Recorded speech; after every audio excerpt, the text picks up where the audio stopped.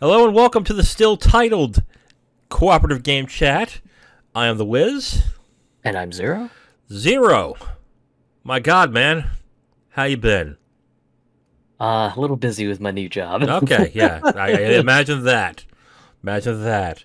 But we'll get right into things. We, as busy people, we have not been really playing anything new. So I know the Skywalker Saga is the new game that came out that's actually getting a lot of good sales. So that's interesting to note. I didn't think it was going to be that big, but that's interesting. I was definitely surprised, I guess, because I thought kind of the Lego brand was kind of on the downhill, but I didn't realize how much work they put into it.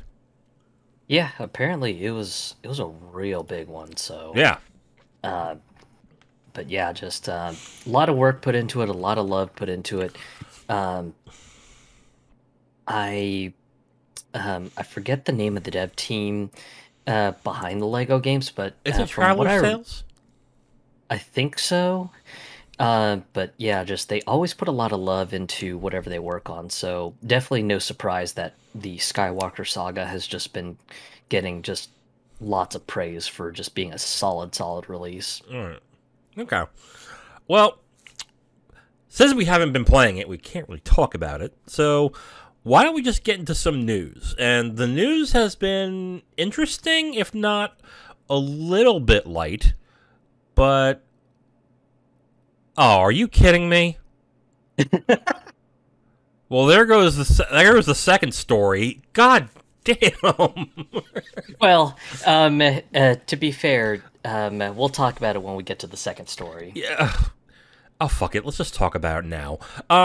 Okay. So Okay. what was going to be the second story was this glitch that happened on PSN. And PSN, for the past week, we recorded this on a Tuesday, just so we're clear. So when this is out, you're going to know why I'm kind of annoyed by this right now.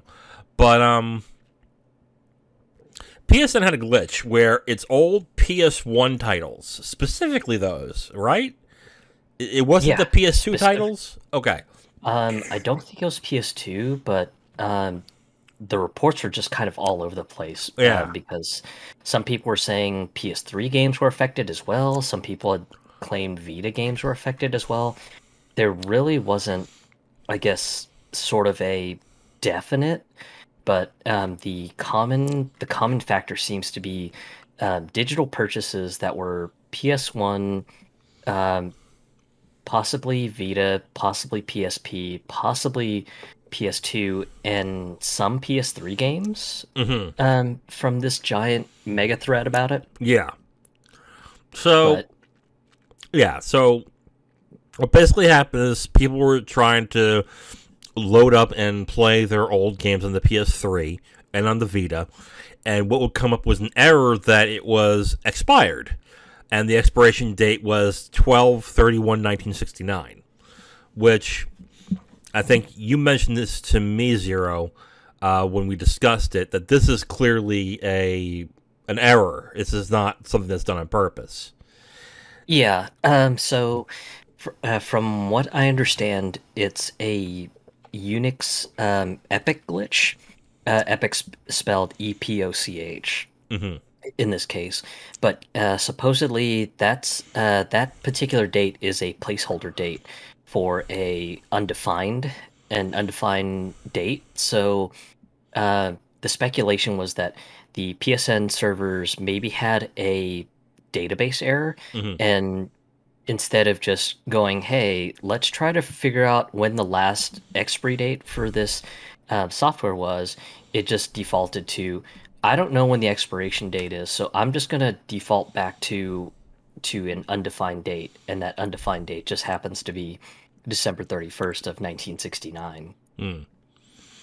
Now, we've had a lot of people talking, because first off, when this happens, the fear of it is always, I guess my digital collection isn't really my collection anymore because they're going to take away my access to it, which is possible. They could do that. Because when you purchase, and this has been discussed many times before, when you purchase a digital game, you are purchasing a license, you're not purchasing the actual game. So there's that legal loophole that a lot of people are afraid of. At first, a lot of people were saying, well, this is something that gets fixed, right? Well, that was last week. We were at now, this was last Monday, wasn't it? That it was first found. We're at that point, we're looking now at over a week of Sony not saying anything, and people still wondering what's going on. To where I initially thought, oh, this is a permanent thing because Sony isn't saying anything, and they haven't made a formal announcement or PR announcement saying, we're working on an issue, you may have a problem loading up to your games, we're sorry for the inconvenience, which is what you should do when something that someone bought is now completely unusable and it's nothing they did. So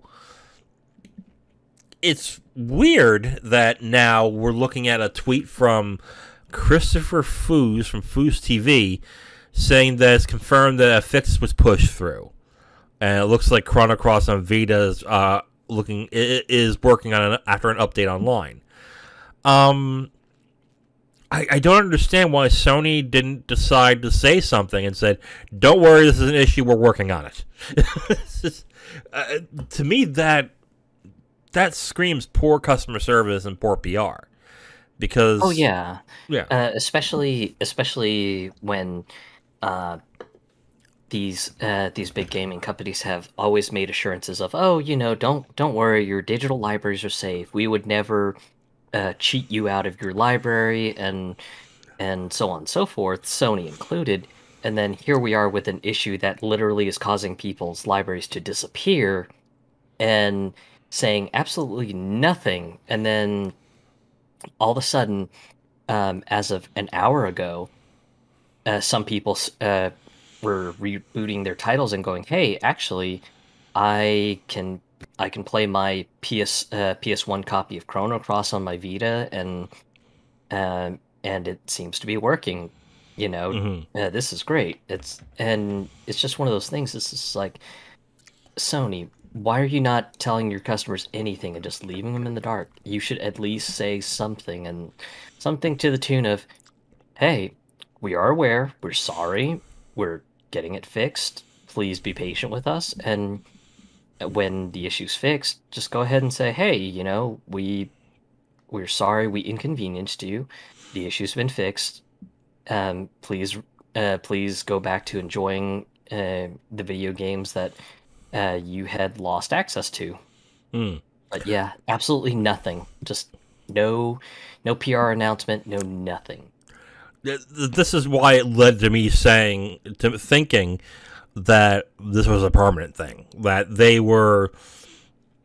now that the new PlayStation Plus thing was being announced, how much did you want to bet all these PS1 and PS2 titles were going to be on that, and they could wipe their hands with it and go, we don't have to worry about the PS3 anymore, it's on the PS5. So yep. that was my fear. I was like, oh my god, are they really going that route in order to salvage their service? I mean, this is the fear. This is the fear of having digital games, because at any point your access can be pulled from you. And yeah, most companies are going to say, we're not going to do that to you. If you purchase it, they're yours. But with the fear of any digital marketplace, if it goes down, like it happened years ago with PSN, when the PSN got hacked, you lose access to everything. So the only way really to, I would say, the only really way to combat this is to buy the hard copy, which sucks because now hard copies of games, Chrono Cross is probably like $50 right now still, I think, just to get a hard copy. And, yeah, I think so. And that sucks, but if you want to make sure you'll be able to play your games at any point, that might be your only option. Unless you want to risk getting a copy from a digital storefront and them not pulling the access. So, yeah, I mean, not really much more to talk about with this now that they now it seems like a push has gone through. But man, I still think they tried. I think they tried to quietly push it out, and then when all the shit went down, and it's still going down, they quietly pushed it back and put a fix in. That's my thought. I might be wrong, but I'm just surprised that they haven't said a thing in this. Yeah, and I had the same fear as you. Even with my IT knowledge on the whole. Mm-hmm. Oh well, this looks like a Unix epic error. So, but the casual gaming consumer mindset kind of took over, and it was just like, this could be really bad because if this indeed is Sony's underhanded way of saying, "Oh, don't worry about your licenses. You can just play this for free on the you can play all your stuff that you used to own for free on the top tier version of the subscription service, and there's no need for you to rebuy a license. Oh, by the way, your old licenses are expired, even though we technically have a legal loophole, but you don't care because you bought into the top tier version of the PSN service, and we've got you hook, line, and sinker. We don't care." Yeah. So, and like I said, legally they're allowed to do it because when you like I said, now like I said before, first it's a license, it's not an actual hard copy, and at any point they can pull the service down, and you have no legal recourse to your work or to your library. So they can do that legally, which sucks. But yeah, I mean, it's good they fixed it, but man, just a poor job of letting people know you're working on things. At the very least, I would have said by day 2, someone should have been out there saying it's an issue we're working on. We're sorry about the inconvenience, and nothing. So, all right, let's not beat this like a dead horse and keep going on it. So we'll move on to, I think, the biggest announcement this week. Was it Square Enix had a live stream for, what did they have a live stream for? Was it Tokyo Game Show is going on right now? No, it was the 20th anniversary of Kingdom Hearts. I don't know. I didn't know that because I don't like Kingdom Hearts. I somehow own all the games, but I don't like the game series. I don't. It's one of those. Let me just say, Zero. It's one of those game series that interests me deeply because I'm a big movie buff, and I do like the Disney movies. So you're telling me there's a game series out there that caters specifically with Disney movies? Yeah. And I'm like, that sounds great. Let me try it. And every time I try it, I hate it. So I'm like, no, I can't play this. Like, I'm also one of those people who has to complete the series, so I can't start at Kingdom Hearts 3 in order to play it. Because I know people say, oh, 3 is great. Da, da, da. If I don't know what's going on in the story, and from what I've heard from other people too, even if you play the Kingdom Hearts series, you don't know what the hell's going on. So I can't just play the game at 2 and be like, oh, it looks good. No, I don't. I need to know the entire story. So every time I start at 1, I'm like, oh, I can't play this. Ugh. I don't know how people like this, like the gameplay so much. The jumping is so floaty and the action's not good. But anyway, we'll move on. They announced Kingdom Hearts 4 is in active development. Is that what the announcement was? Correct. And Yeah. unlike the previous major line Kingdom Hearts games, where typically the announcement has been just a glorified movie trailer, for lack of a better way of putting it. What made this one kind of different is there was actually gameplay. There was actually gameplay. They showed some combat sequence stuff Mm. and everything. Sora's got a new style, so no more goofy, oversized clown shoes on him anymore. Um, and so just there was lots to dive into if you're just a major Kingdom Hearts fan. So there's that. I know on my Discord server there was a bit of chatter on it. It was like, oh, Kingdom Hearts announcement. Okay, well, I guess we'll see that in the next 7 years. Lol. Yeah, but it's earned that reputation. It's probably true. We're probably not seeing it until the next console generation. I mean, Yeah.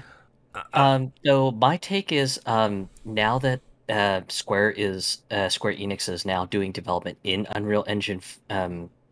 I believe this will probably be in Unreal Engine 5 yeah. since it just came out last week as well. I would presume that uh, development might actually be much faster because one of the big things during one of Square's big financial reports after announcing that they would be moving Kingdom Hearts 3 and Final Fantasy VII Remake Part 1 from their proprietary in-house Luminous engine to the new Unreal Engine uh, for those games. I believe the financial report after that announcement, the next quarter over had basically said, "Yeah, just we've seen so much more faster progress with developing games now in Unreal. The fact that we can hire developers internationally, and we don't have to give them a manual about our proprietary game engine that's in another language that may not be their first language, uh, that they would have to read through that in order to begin assisting us in any sort of code work help. That just the fact that we're using a industry standard engine, this makes our life so much easier now because we can now hire internationally and say, hey, we need your help to refine this piece of code for this particular section of the game, and they can just throw a new team on it and just get the project up to speed and everything. So um, I would imagine that with the ability to do that, they should be able to maybe get out Kingdom Hearts 4 in maybe a few years. The real challenge will be uh, if the director does not get off track because uh, Tetsuya Nomura, he is a very ambitious guy. He's still doing it, And huh? yeah, Okay. so he's an ambitious guy, and ambition is good. It's not a bad thing, but I think he needs to have a better manager to kind of get him to rein in his focus because sometimes he can let himself just go completely hog wild, and I think it's mostly scope creep that really just messes up the Kingdom Hearts development timelines and everything. Because I know he's always been on the Kingdom Hearts games. He was also on Final Fantasy 15, And wasn't that and Versus 13 beforehand? correct. Okay. So 15 is its own clusterfuck. Yes. Um, but to give him credit, when he was assigned to Final Fantasy VII Remake, he was generally mostly on track with that game. So credit to where credit is due. So who knows? Maybe he learned some things with Seven Remake, and maybe he can put that to better application for this new Kingdom Hearts entry. Who knows? But Yeah. that's why me personally, I'm speculating maybe the development cycle won't be as long or as drawn out as Kingdom Hearts 3. My question creatively when it comes to Kingdom Hearts, again, not a fan. Can't play the games. I think as a game, they're bad. I think the overall, I'm probably in the minority with this. I think it just doesn't work. My question creatively is with Disney. Disney in the past year or so has not had a great PR ride with some of the decisions they've made and some of the creative decisions they've made. And Disney, I would still think, would want some creative control over Kingdom Hearts. What exactly are they going to allow them to do in this game? They don't go crazy, from what I've seen. Like, they don't do all sorts of crazy shit in Kingdom Hearts. But I wonder how hands-on they're going to be, and with their creative side being not so hot right now, how that's going to affect Kingdom Hearts. Yeah, and that's a very fair question too. So it will definitely remain to be seen. So likely we may not hear anything for the next year or two uh, about the game. So who knows? Yeah. Like I said, they're probably, if it's in development, I would assume the script is done, wouldn't it be? You wouldn't do a script for last, would you? Like, you would want that done before you start. Yeah, I would imagine that you would at least want to have the script done and everything, but I think the more difficult part of the Kingdom Hearts games is always going to be the voice acting. Okay, yeah, that's true. Because the voice acting work, they typically use a lot of the original people that are cast for the parts, or the parts from the respective movies or TV series that they came from. Like, oh gosh, I forget the name of the actress who played Mary Poppins. Oh, oh my God, I'm forgetting it. No. Oh no, I should know this. God damn it. Oh, I can't believe it. I'm looking it up. Julie Andrews. How did I forget Julie Andrews? Oh no. I gotta turn in my card. But yeah, so when Mary Poppins has appeared in some of the Kingdom Hearts games, they actually would cast Julie Andrews to play the part the part of Mary Poppins' voice. Yeah, and that's cool as hell too, and that's doing it right. I just What have they've used Pixar? They've used a lot of Disney properties, and the rumor is this one's going to have Star Wars in it, which I'm not sure if that's a great idea, because technically it's not Disney. I mean, Pixar is more Disney than Star Wars is how I would put it. But if you start putting Indiana Jones and Star Wars in the Kingdom Hearts, it's kind of pushing it a little. Just be like, that's not what I think of when I think of Disney. The business side, maybe, but not creatively. So, Yeah. But, if it stops them from doing Song of the South, then I guess it's good. Oh, wait, you don't know about Song of the South, do you? No. Okay. Okay, so I have to. We have time, so I'll dig into it a little bit. Song of the South is probably the most racist thing that Disney has ever done. It was a movie in the '60s about Uncle Remus, a black man who befriends two children and tells them Brer Rabbit and Brer Bear stories, much like in the vignettes of Mary Poppins. Now, what's the problem is the movie is set in the South, and it's clear in the movie that Uncle Remus is probably or was a slave. So, and basically, this old black guy is deferential to those two kids. Two white kids, I should say. So, it is a racially insensitive movie. It's so much so that Disney does not release the movie on has not released the movie ever in its library. It's never been released. It's not even on Disney Plus, but there is references to it in Disney World. Wow. You know the song Zippity Doo Dah? Yeah, yeah. That's from Song of the South. Interesting. Okay.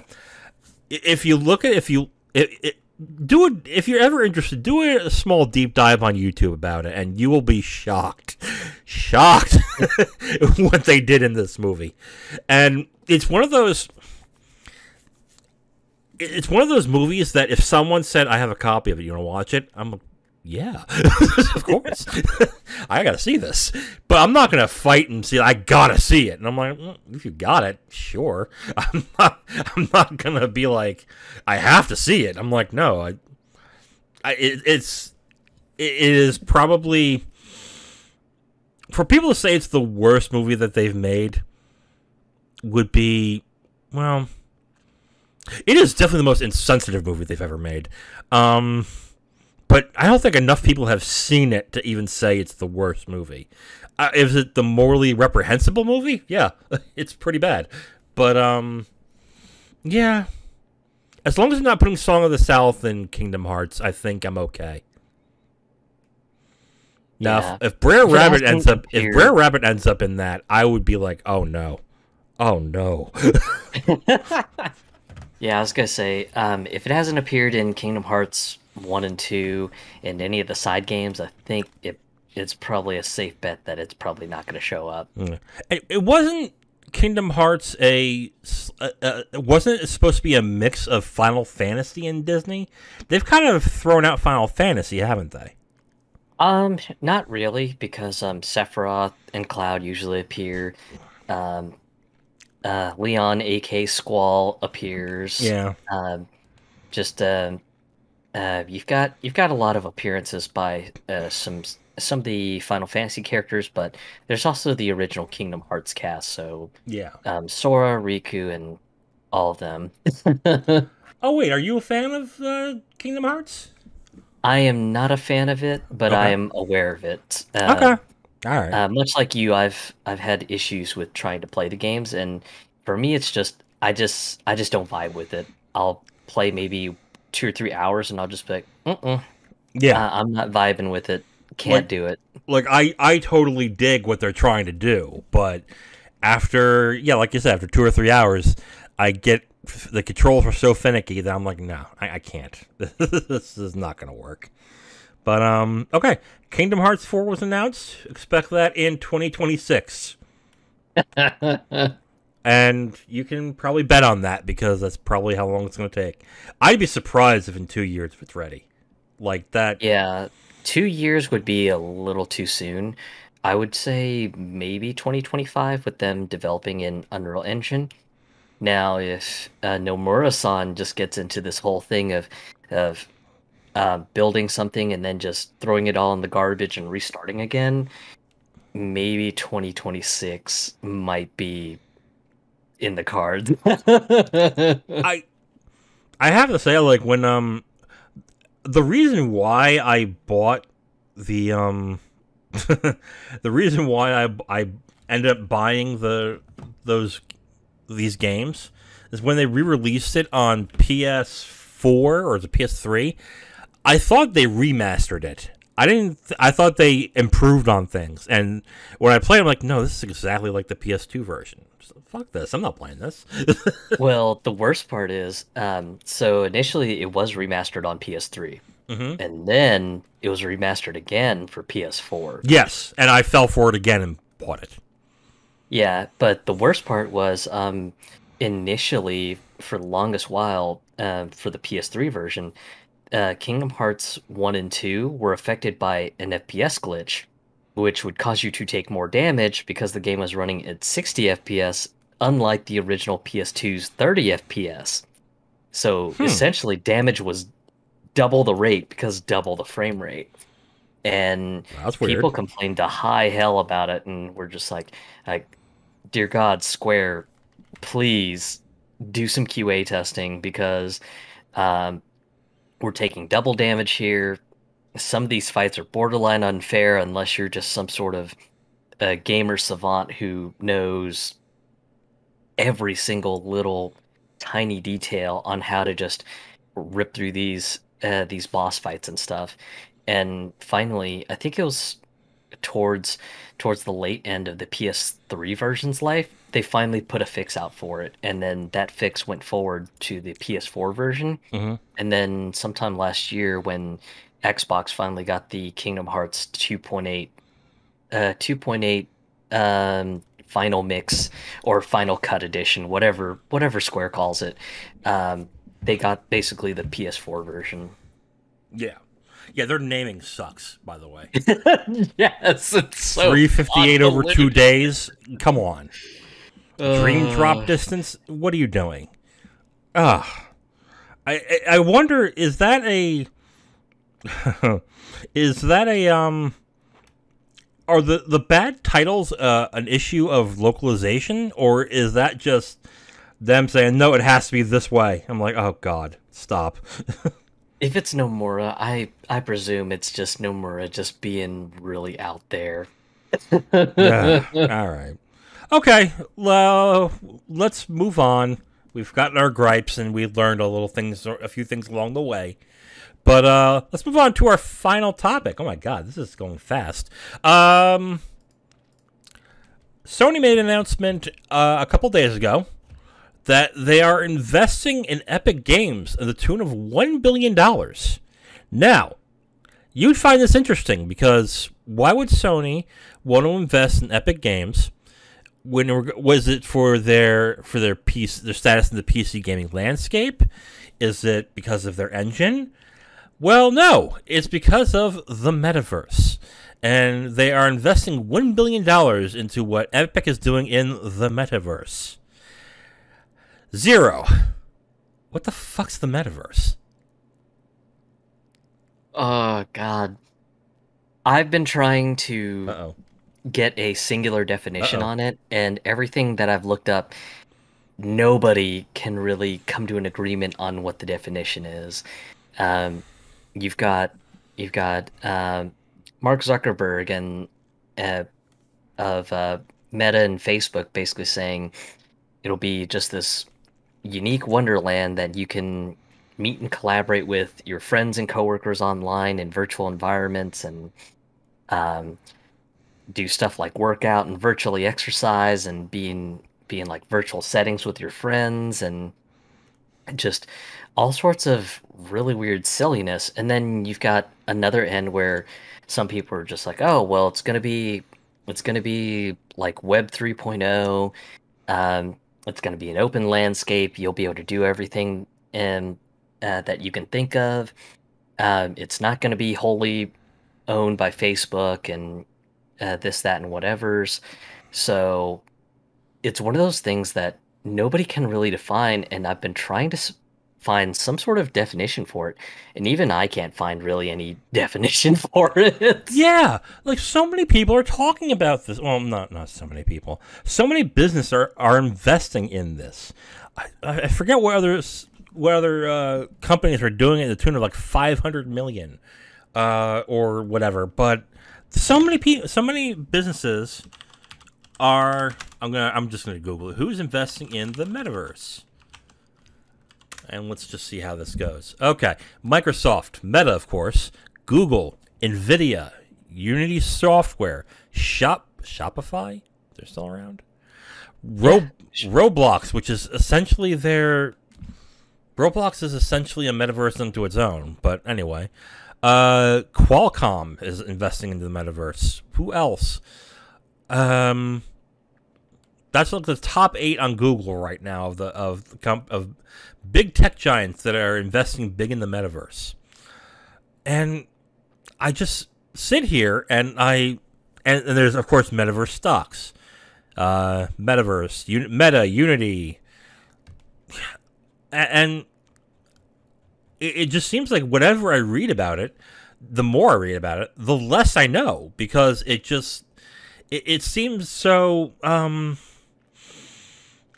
it seems so vaporous to a point where it's just like it's not.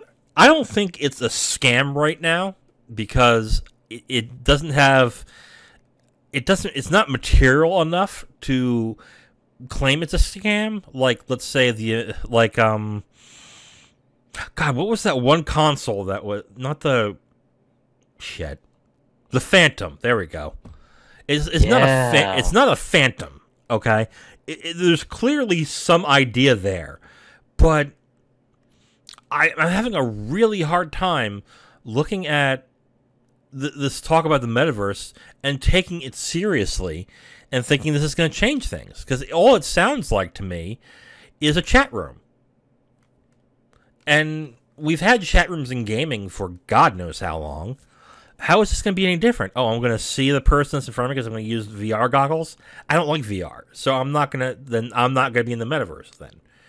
Oh, you don't need VR to be in the metaverse? What the fuck's the metaverse then? I'm free to clear and say I'm ignorant on this to a point, but for something that's being talked about so much, and I mean so much, it's funny that I can't glean something out of it. I can't look at it and go, oh, this is what this is. Okay, interesting. I just can't. And it's a little bit funny, too, on when I was talking about trying to define the metaverse and everything. Mostly because of the fact that just, I believe it was an online publication. Maybe it was PC Gamer or something, but they interviewed Gabe Newell of Valve and Steam, for everyone who's already aware of that. Mm-hmm. And one of the questions the interviewer had was about Valve's thoughts on the metaverse and everything. And even Gabe Newell kind of joked about it, and he said something to the tune of yeah, we already do have a metaverse. It's called Final Fantasy 14. Yeah. Exactly. I mean, are they just trying to make a centralized video game? Or basically a Twitter where you can actually see people? I mean, what is this? Yeah, and again, just there doesn't seem to be a clear definition on if this is going to be just a open environment, or if there are going to be multiple metaverses, like one managed by Facebook Meta, one managed by Company A, Company B, so on and so forth. If they're going the separate route, if there's going to be any sort of interconnectivity between different metaverses, just there's no clear definition, and it's just one of those things that I'm still puzzled by it. And much like you, I'm just kind of looking at this going, what is the definition? What is it? And no one can really just put out a clear definition of how everything works. It's just kind of hey, we're jumping on this big thing because it's the next big thing, instead of answering some of the questions that the common consumer might have, which is, okay, well, we understand this is exciting, but why is it exciting? How is it going to be exciting? Just saying that it's exciting because exciting, that really doesn't help allay our questions. Yeah. And why are these companies putting so much money into this? That's the other thing. I mean, unless they're purposely not saying something that we're not aware of, that for some reason all the big companies know what it is, but they can't tell us, which if that's the case, that's pretty scary, because then that means something insidious is going on. You would think that to get people excited, they would talk more about it and explain it in better detail. Unless that's kind of the grift in the game here, where it's so... I said vaporous earlier, but I'll use it again. It's so vaporous that it just... You kind of know what it is, but you kind of don't. But you make it exciting enough where people get excited even though they're not sure exactly what it is. I mean, Sony, a company that, yeah, has a lot of money, but also claim poverty when it comes to saying, oh, we're not going to put our first-party games because we need to make money, is now investing $1 billion into this? Well, I just don't get. Like, didn't they have PlayStation? What's it? PlayStation Home? That was essentially the Metaverse on PlayStation, Yeah. or a version of it, and that didn't work. You just reminded me just how much of a metaverse PlayStation Home was, because I remember one year PlayStation held a virtual E3 conference inside PlayStation Homes. So if you're one of the few people who couldn't make it out to the E3 convention, yeah, you could virtually attend it from the comfort of your own home. I I just sit here when I read these articles, and I'm at a point now where I'm just like, okay, I don't care. Just tell me what this is, and then I'll make up my mind if I should be excited about it. Because I'm just at a point now with how much money is being put into it. We don't even know if it's centralized. We don't even know if they're just, all these companies are just building versions of the metaverse, and it'll just end up being one huge clusterfuck, because everyone will have a different definition of what the metaverse is, and in the end, everyone looking goes, "What is this? Oh, it's not centralized. It's not like I can't talk to somebody on the Qualcomm metaverse because I'm not part of the Roblox metaverse. What is this?" I don't know. I get technology nowadays or the tech giants are huge into this, but these tech giants can spend the money on this because they're worth billions. So I don't know if this is going to be one of those things where in about 5 years we'll never hear of the metaverse again, and we'll have interesting articles on Wired where they say, "Hey, remember the metaverse? Here's why it went downhill." So I'm like, okay. So I just think there's just some scam artist in the middle of all this going, I cannot believe what's going on here. I just wanted to make a few bucks, and now this is going on. I don't know what to do. Like it seems like a scam to me, to a certain extent, because I'm just not getting enough of this where I'm seeing why it's needed and why it's going to be this revolutionary. Like we're old enough to remember life without the internet, correct? Yeah. Okay. Yeah. When people started talking about the internet, you got it, because it was like, oh my god, I can get all this information just on my computer?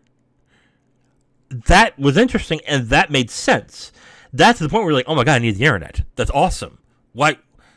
You can probably say it's not so awesome anymore now, but you get it. Video games, in this sense, are the same thing. Going online on the internet, and video games. Oh, I can play against somebody in Rhode Island? That's awesome. Yes, sign me up. But I don't know, Zero. I just don't get the excitement on this, and I may be ignorant of it. I won't say I'm not, but I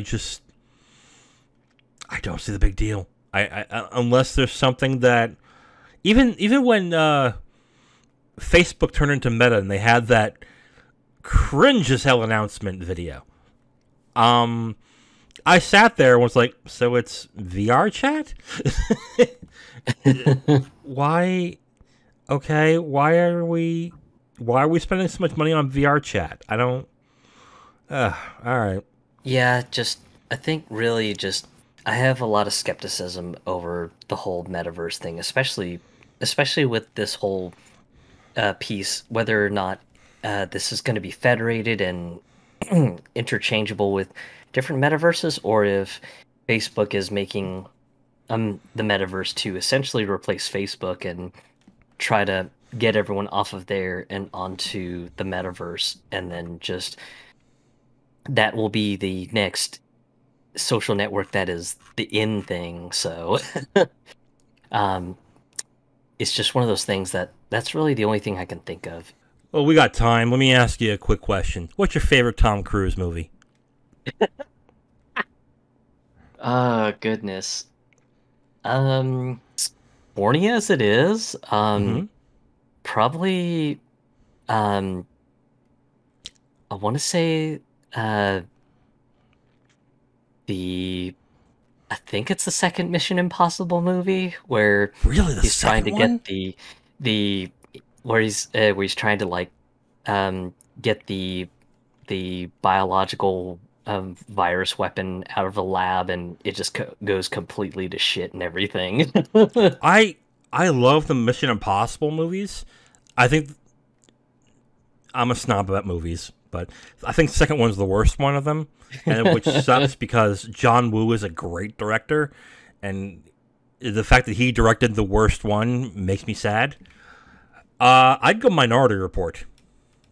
Mm, If you haven't seen yeah. Minority Report, you should. It's actually really good. I just was on Twitter and I saw it, and I'm like, yeah, I'll ask you. Wow. Not even an hour long. And on that note, that is it for this episode of the Cooperative Game Chat, tentatively titled. Tune in next week where we'll have more to discuss on the goings-on of the gaming industry and otherwise. I am the Wiz. And Up-Zero. And we'll talk to you next time. Bye-bye.